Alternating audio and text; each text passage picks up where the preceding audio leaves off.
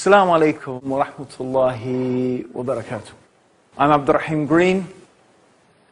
You're joining me for the proof that Islam is the truth. And today I'm going to be talking to you about the stories of those people who heard the Quran. The age of Muhammad, may God's peace and blessings be upon him, was a time when the Arabs were at the peak of their linguistic abilities. Indeed, one of the finest poems ever composed in the Arabic language was done at the time of the Prophet Muhammad sallallahu alaihi wasallam by a man who was contemporaneous to the Prophet. His name was Labayd ibn Rabia. And his poem, when it was recited at the marketplace at Uhaz, caused the Arabs to prostrate before him in admiration. And when this same Labayd began to hear the verses of the Quran, he embraced Islam and gave up poetry altogether. When he was once asked to recite some poetry, he said, "What? Poetry after the Quran?" Indeed, many of the Arabs entered Islam just from hearing the Quran because they knew that it was conclusive proof of its divine origin. They knew no man could produce the like of the Quran and its eloquence. You see, the challenge of the Quran was not to produce, as some people might suppose, an amazing piece of literature like Shakespeare or Shelley or Keats or Homer or any of these great literasts. No. The challenge of the Quran was something much more fundamental. Because the Quran differed in its very structure. The very structure of the Quran was different from anything that had preceded before it in the Arabic language. And you see, in the Arabic language, poetry falls into 16 different bihar. The word bihar means sea. Why? Because each poem moves according to a different rhythmic pattern. And then of course they have the speech of the soothsayers, and they have prose, and they have rhymed prose, and normal speech. So these are the forms of the Arabic language, yet the Quran, although it seemed to reflect some of those forms, it was none of them. It was unique. It was not like anything the Arabs had ever heard before. It did not fit into any of those categories, yet at the same time, it made sense, more than sense. It was the peak of eloquence. And this is what made the Quran inimitable. And so the Arabs, the pagan Arabs, who when they heard this message of the Prophet Muhammad, may God's peace and blessings be upon him, the message that they should give up the worship of all the created things. They should not worship idols, they should not worship people, they should not worship each other. Rather, they should pray to and worship only the one God. This was the message of Muhammad, and this was the message of all of the prophets. When they heard this message, many of them did not like what they were hearing. They started to rebel. Mostly the rich and the powerful people, because in their mind, it was challenging their self-interest. The Kaaba was the center of pilgrimage for all the people in Arabia. They used to come to the Kaaba. And a tribe that was in charge of the sacred precincts around the Masjid al-Haram, the sacred mosque, the Kaaba and its surroundings, was known as the Quraysh, and they were the most respected tribe in Arabia at the time. Indeed, the Prophet Muhammad sallallahu alaihi wasallam, may Allah's peace and blessings be upon him, himself was from the Quraysh. The Quraysh was a large tribe, and the Prophet ﷺ was from Bani Hashim, which was a sub-tribe of the tribe of the Quraysh. However, the Quraysh collectively were in a state of despair about this message of the Prophet Muhammad. How can he make all the idols into one God? How can he make all of these into the worship of the one God? They imagined that if this happened, and the idols were removed, and the Kaaba was only to worship one God, who would come to the Kaaba, who would come to Mecca, who would perform pilgrimage. Actually, really what they had in their mind was their own material self-interest, not truth, not the reality of whether Muhammad was a prophet or not. This is not what they were interested in.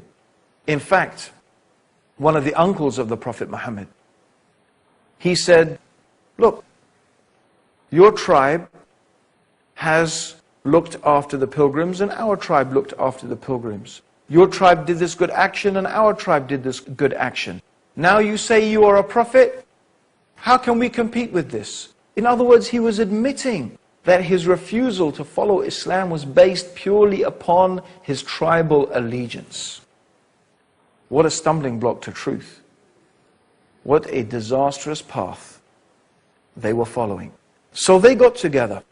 What are we going to do? How are we going to combat this Quran, this amazing speech that enticed, that enchanted its listeners? So Alqamah ibn Abdul Manaf, he said in a gathering of the Quraysh leaders, O Quraysh, a new calamity has befallen you.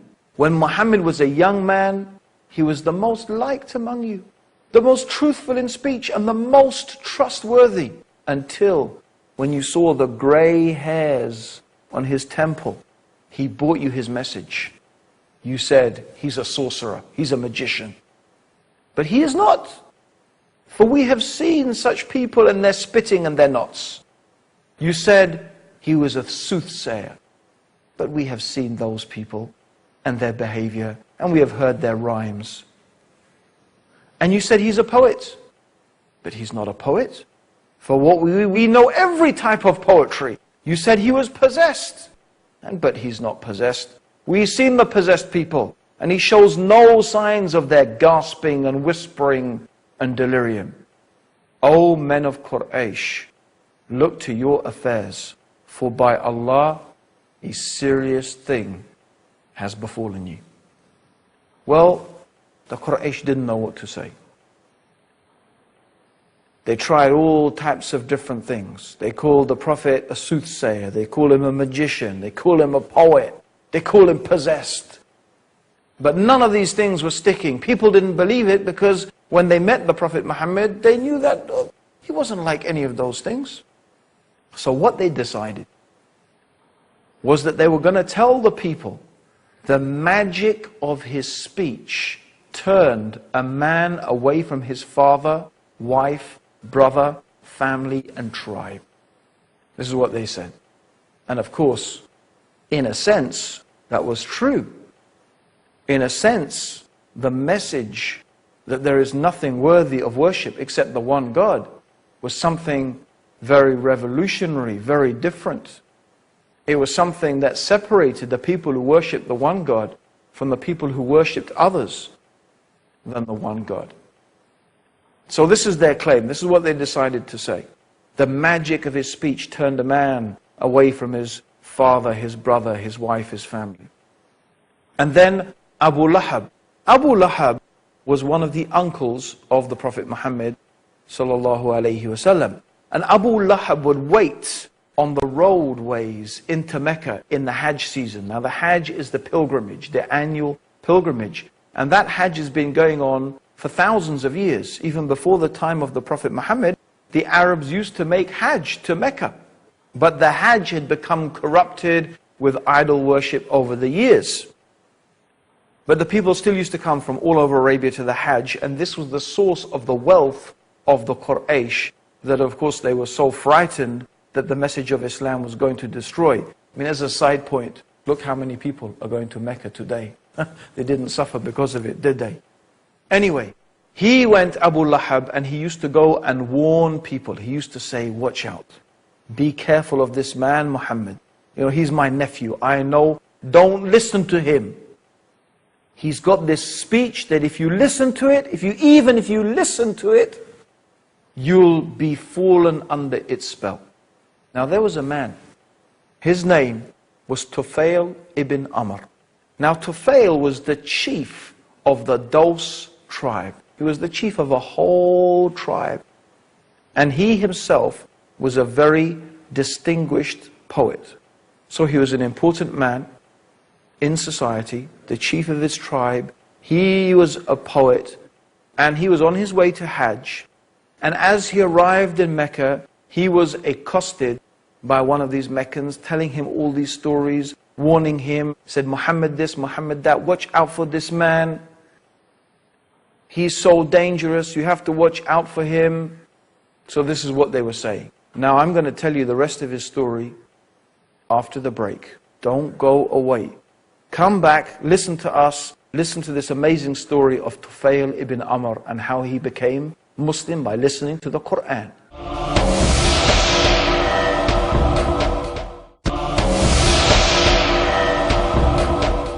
Assalamu alaikum everyone, welcome back to The Proof That Islam is the Truth. And today we're talking about the stories of those people who heard the Quran and how it influenced them and affected them. And today we're talking about Tufail ibn Amr, the chief of the Daws tribe, he was on his way to make Hajj, pilgrimage to Mecca. And the Quraysh, the leaders of the Quraysh, were waiting for him. They were waiting, telling the people, don't listen to Muhammad. His magic of his speech is going to make you go mad and turn you away from everything that you know and you love. So this is his story. He says, I approached Mecca. As soon as the Quraysh leaders saw me, they came up to me and gave me a most hearty welcome and accommodated me in a grand house. Sure knew how to look after people. Their leaders and notables then gathered and said, O Tufail, you have come to our town, and this man, he claims he's a prophet, has ruined our authority. Notice, he's ruined our authority and shattered our community. We are afraid that he would succeed in undermining you and your authority and your community, just as he has done with us. Don't speak to the man. On no account listen to anything he has to say. He has the speech of a wizard, causing division between father and son, between brother and brother, between husband and wife. And they kept on telling me the most fantastic stories and scared me by recounting tales of his incredible deeds. I made up my mind then not to approach this man or speak to him or listen to anything he had to say. The following morning, I went to the place of worship, went to the Kaaba and made tawaf around the Kaaba as an act of worship to the idols that we made pilgrimage to and glorified. I put cotton in my ears out of fear that something of the speech of Muhammad might affect me. As soon as I entered the place of worship, I saw him standing near the Kaaba. He saw the Prophet Muhammad standing near the Kaaba. He was praying in a fashion which was different from our prayer. His whole manner of worship was different. The scene captivated me.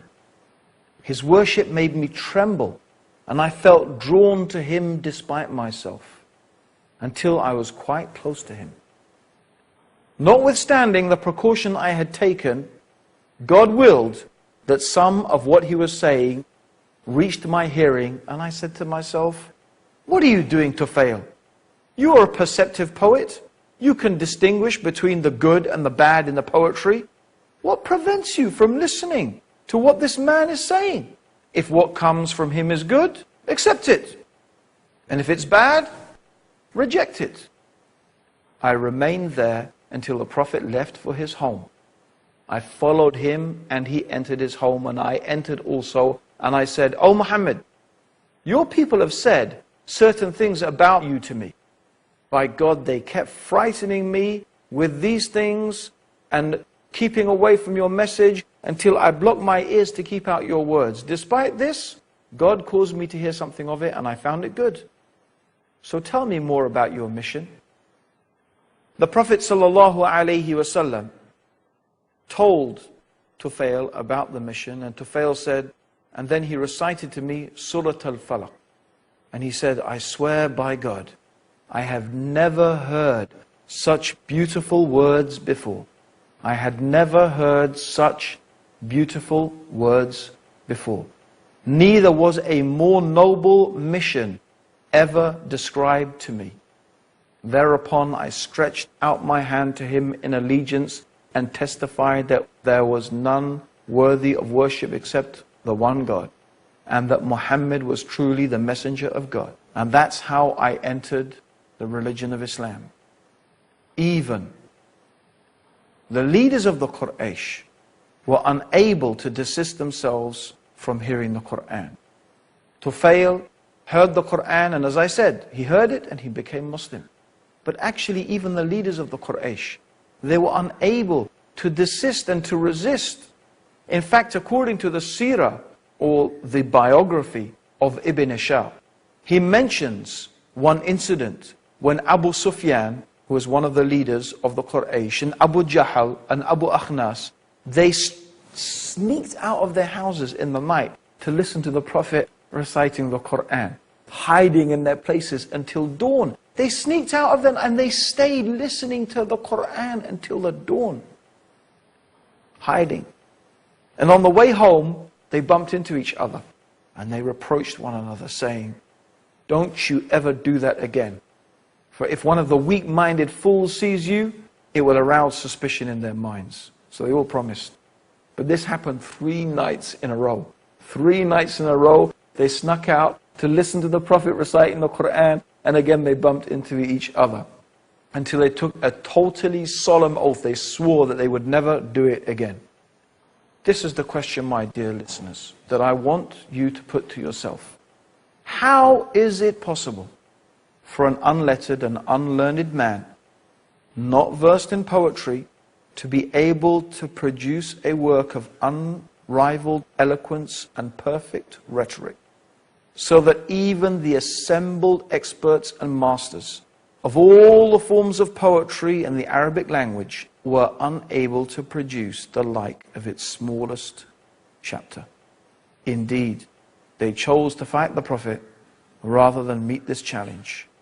The flower of the nobility were killed, their trade and reputation destroyed. How could they choose this rather than count the verses of the Quran? Let us look at another story. This is the story of Umar ibn al-Khattab. He became one of the strongest defenders of Islam.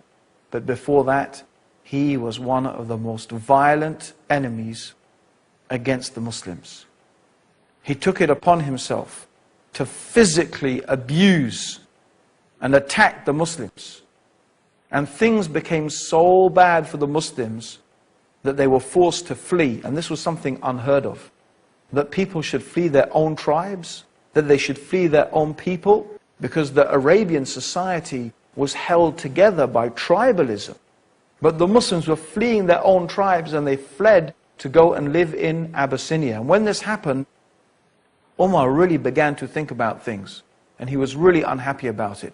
And the more he thought about it, the more unhappy he got. Until one day he decided, I am going to kill Muhammad. I've had enough. He took his sword and he was on his way to kill the Prophet Muhammad. But on the way, he met one of the people who had become Muslim secretly. And he said to him, "Where are you going, Umar, with your sword drawn like that?" He said, "I'm on my way to kill Muhammad." So he started to think, what can I do? And then he remembered that in fact the sister of Umar had already become Muslim. He said, "You know what, before you deal with Muhammad, maybe you should deal with your own family first." He said, "What do you mean?" He said, "Your sister, she has become Muslim." So Umar was so infuriated. He was so mad. He changed direction, still with his sword drawn. He headed off to his sister's house. He arrived.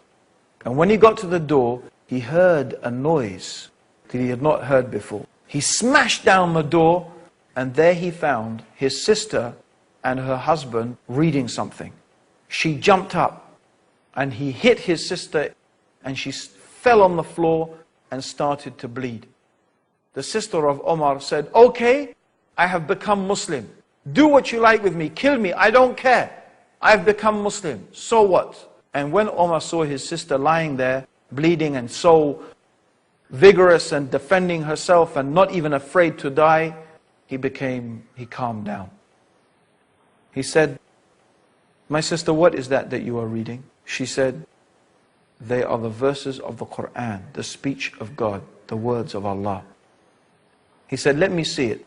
She said, "No, not until you wash yourself first." So she made Umar wash his hands so he could not touch the paper of the Quran without washing himself.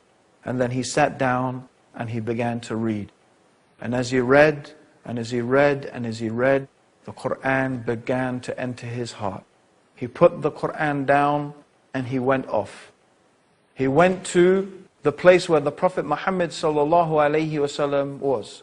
"Where is Muhammad?" he said. There people were saying, "Muhammad, it is Umar. He has come." The Prophet said, "Let him in." Umar came. He said, "O Muhammad, I testify and bear witness that there is nothing worthy of worship except the one God, Allah, and I bear witness that Muhammad is the messenger of Allah." And this is how one of the strongest and most vigorous opponents of Islam, Umar, became one of the most strongest and vigorous defenders of Islam. And he is famous until today for his justice and for his piety and for his standing up for the truth. It's another story of another person who embraced Islam just from hearing the beautiful words of the Quran. How much more do you need in order to be convinced that Islam is the truth? You need to hear more stuff? Well, there is more. Join us in our next episode for more amazing evidences of the divine origin of the Quran and for the proof that Islam is the truth. Until then, Assalamu alaikum wa rahmatullahi wa barakatuh.